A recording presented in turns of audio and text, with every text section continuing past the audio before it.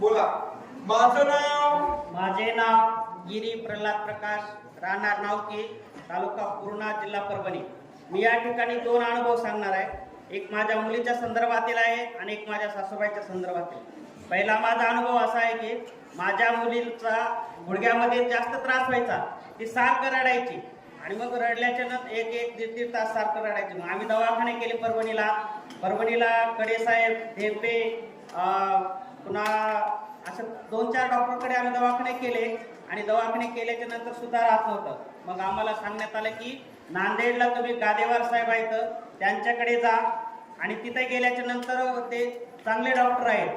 मग आम्ही तिथे गेलो, साहेबांना दाखवलं. त्यांनी सांगितलं की MRI करावा लागतो, 3.0 टेन्साचा MRI करावा लागतो. आम्ही गेलो MRI करण्यासाठी. MRIचे पैसे सुद्धा भरले 6,000 रुपये आणि तिथं थोडी गर्दी असल्यामुळे आम्हाला 1 ते दीड तास थांबावं लागलं. आणि मग दीड तास थांबल्यानंतर माझी मुलगी म्हणाली की पप्पा आपण काय करूया, इथं MRI करण्यापेक्षा आपण महाराजांचा कडे जाऊ आणि तिथं महाराजांचा आशीर्वाद घेऊ. आणि मग आम्ही ते पैसे भरलेले पुन्हा वापस घेतले. इथं आलो, महाराजांचा आशीर्वाद घेतला आणि मी 3 मे 2024 रोजी डॉक्टरांकडे गेलो होतो. आज जवळपास 7 महिने झाले. तिचं कसल्याही प्रकारचं दुखत नाही, काय नाही. अतिशय ती छान प्रकार आहे. आणि दुसरा अनुभव असा आहे की माझ्या सासूबाई त्यांना चालता येत नव्हतं, ते पाय फरकत चालायच्या.